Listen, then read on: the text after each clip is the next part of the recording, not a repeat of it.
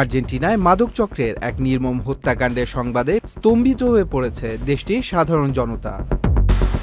মেরেনা Verdi, Brenda del কাস্টিও এবং 15 বছর বয়সী লারা গুতিয়েরে নামে 3 তরুণীকে আঙুল কেটে নখ উপড়ে শ্বাসরোধ করে হত্যা করা হয়। হত্যার এই দৃশ্য সামাজিক যোগাযোগ মাধ্যম ইনস্টাগ্রামে সরাসরি সম্প্রচার করা হয় বলেও দাবি করা হয়েছে। হত্যার এই ঘটনায় দেশ জুড়ে ছড়িয়ে পড়েছে বিক্ষোভ। শনিবার 27 সেপ্টেম্বর রাজধানীর বুয়েন্স আয়ার্সে হাজারো মানুষ রাস্তায় নেমে প্রতিবাদ জানায় এই হত্যাকাণ্ডের।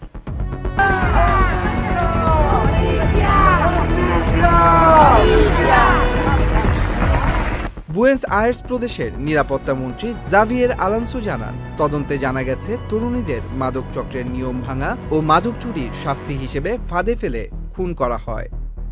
19 সেপ্টেম্বর পার্টিতে যাবার কথা বলে একটি ভ্যানে তাদের তুলে নেওয়া হয়। বুধবার 24 সেপ্টেম্বর দক্ষিণ বুয়েন্স আয়ার্সের একটি বাড়ির আঙিনায় মাটি চাপা দেওয়া অবস্থায় তাদের লাশ উদ্ধার করে পুলিশ। এর 5 দিন আগে তারা নিখোঁজ হয়েছিলেন।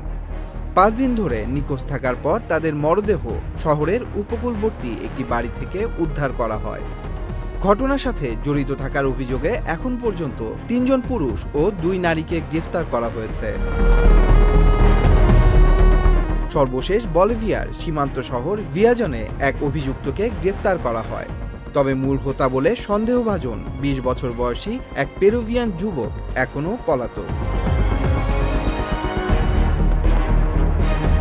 গ্রেফতারকৃতদের কাছ থেকে উদ্ধার করা এক ভিডিওতে বলতে শোনা যায়, আমার মাদক চুরি করলে তার এমন পরিণতি ভোগ করতে হবে।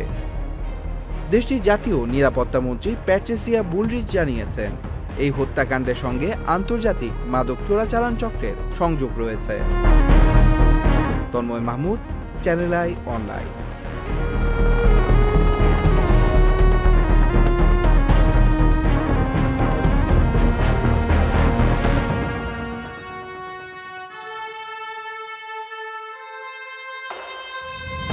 LME সার্টিফাইড বিশ্বসেরা কপারে তৈরি ওয়ালটন কেবলস, যা আপনার স্থাপনাকে রাখবে সব সময় নিরাপদ।